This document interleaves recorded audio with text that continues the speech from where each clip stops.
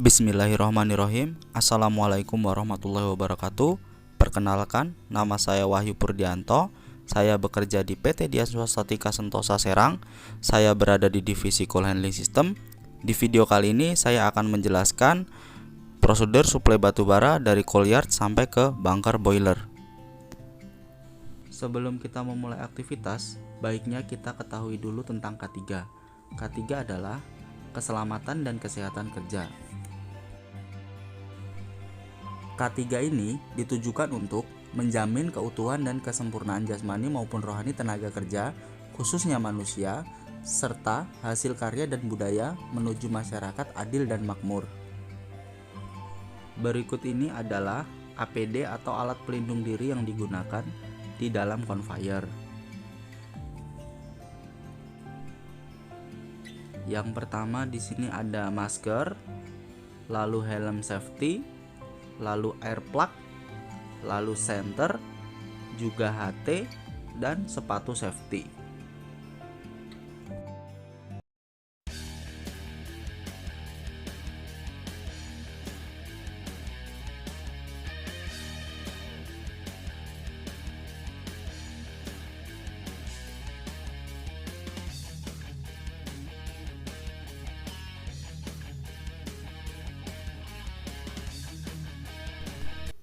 Ini adalah coal yard.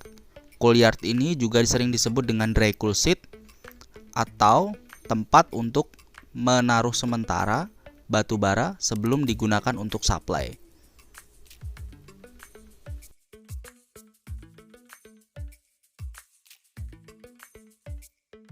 Sebelum kita pergi ke conveyor, baiknya kita ke hopper terlebih dahulu untuk mengecek screen hopper. Di atas hopper terdapat screen. Screen ini bertujuan untuk menyaring batu bara yang akan masuk ke conveyor.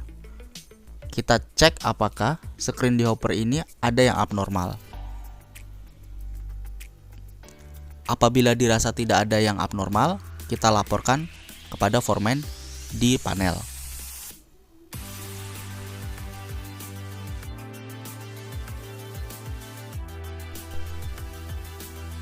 Setelah itu, kita pergi ke crusher room atau area crusher. Di crusher ini kita akan membuka manhole untuk mengecek beberapa bagian.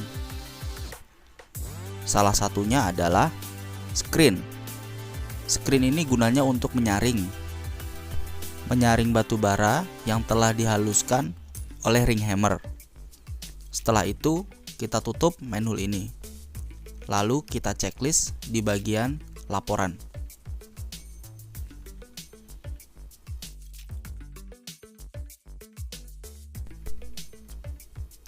Setelah itu, kita buka manhole bagian depan.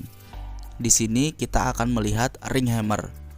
Ring hammer ini rentan sekali dengan abnormal karena dia akan berbenturan langsung dengan batu bara.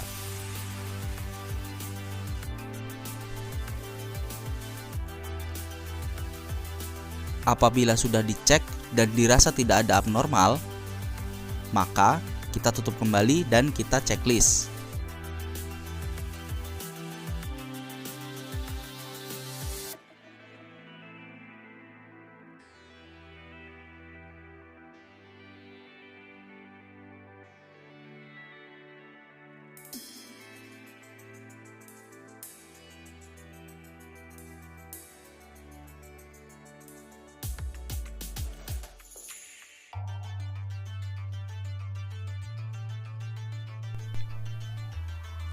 Setelah itu, kita cek bagian motor crusher, juga pulinya.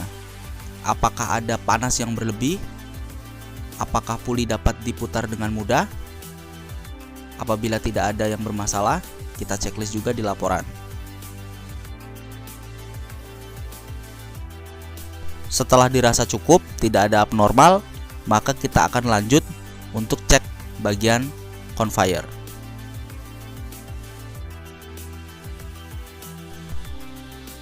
Setelah dari crusher, kita menuju ke conveyor. Di sini ada beberapa bagian yang harus kita cek. Yang pertama adalah skidboard. Skidboard ini terbuat dari rubber kita cek apakah ada yang keluar dari jalur atau penguncinya yang lepas. Setelah itu kita cek juga tail pulley dan juga bagian asnya apakah ada panas berlebih. Lalu grease apakah berkurang. Juga emergency stop kita cek. Setelah emergency stop kita cek. Lalu kita juga cek bagian impact idler atau roll. Lalu kita cek bagian cut ducting apakah ada kebocoran. Apabila tidak ada, kita checklist semua dan kita siap untuk menuju ke conveyor atas. Saat menuju ke conveyor atas, kita juga melewati bagian-bagian conveyor lainnya seperti bellows centering. Kita cek karena ini akan mempengaruhi bel conveyor miring atau tidak.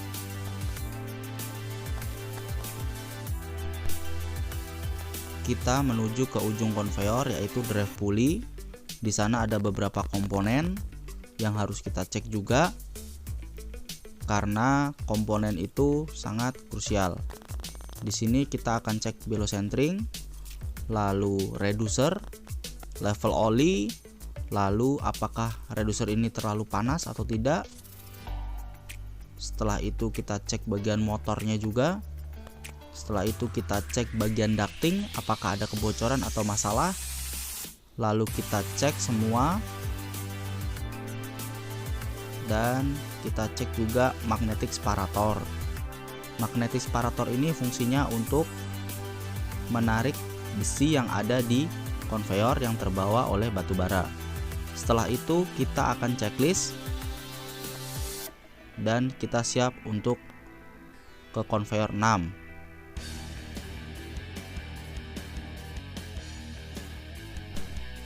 Sesampainya kita di conveyor 6, kita mulai aktifkan metal detector yang ada di conveyor 6. Lalu kita cek apakah berjalan dengan normal.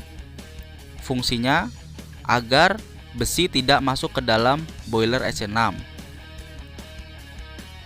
Apabila berjalan dengan normal, kita checklist.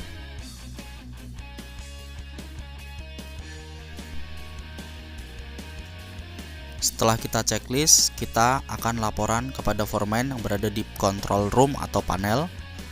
Setelah itu kita lanjut lagi mengecek bagian plug. Di sini kita cek apakah ada masalah atau tidak. Plug berjalan dengan normal atau tidak. Setelah itu kita cek level bunker. Sekiranya level bunker dirasa kurang, maka kita akan segera melakukan suplai batu bara.